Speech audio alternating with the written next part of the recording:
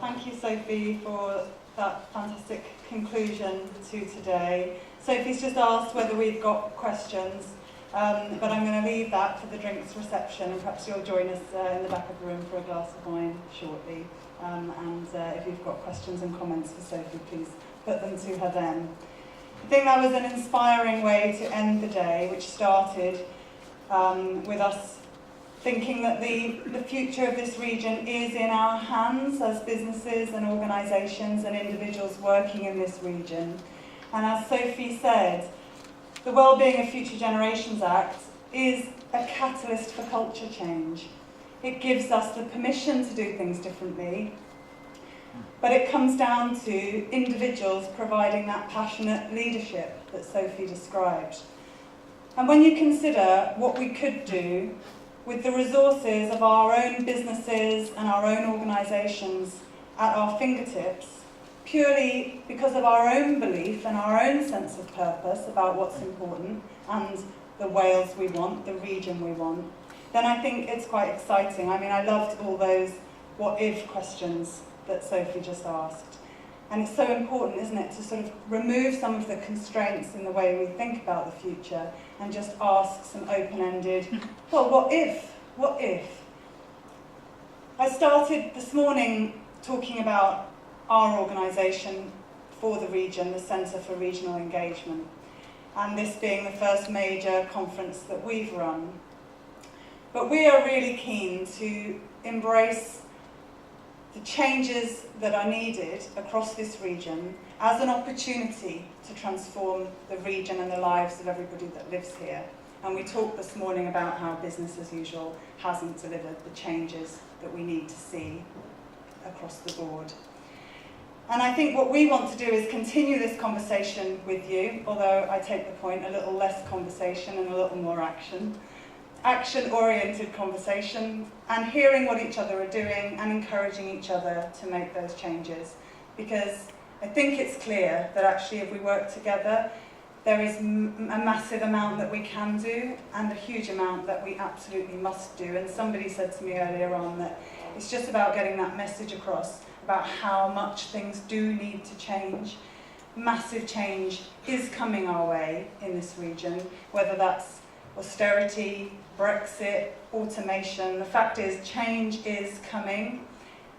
And we believe for the region that actually it's up to us how we respond to that change and how we respond in a way that creates the future that we all want for ourselves, for our families, and for future generations.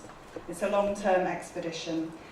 And in our view, it is about changing the mindset of the region. So hopefully we've done something of that today, helping us all to consider the huge opportunities that there are to create change and the massive obligations that are on all of us to be that change.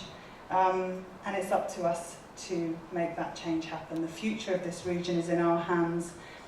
And there is an important point about us all being connected to each other, because it's actually the inspiring stories that you hear from other people and the encouragement that you get from other people telling you that you're doing the right thing.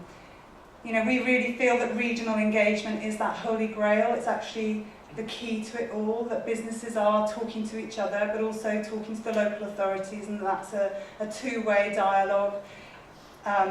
And public sector organisations are working with third sector organisations, and activists are meeting with businesses, and young people are involved in that conversation as well. So that's what we mean by regional engagement.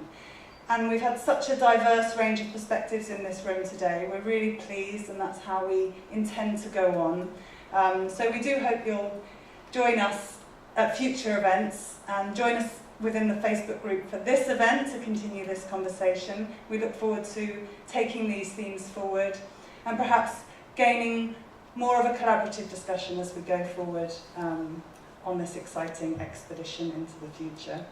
I hope you've all got a huge amount of value out of today. I know that I have, and it's been really gratifying. I'd like to extend personal thanks at the end of the day, and I hope you'll join me in giving her a huge round of applause, to Zoe, who has pulled this event together.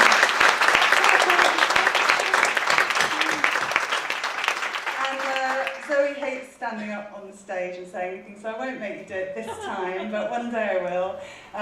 But really, almost single-handedly, with me helping as much as I could, Zoe has pulled together this incredible conference with real great help from Dave Keefe to EFT and Adrian Matthews as well, and we're so grateful for their support and inspiration in making today happen.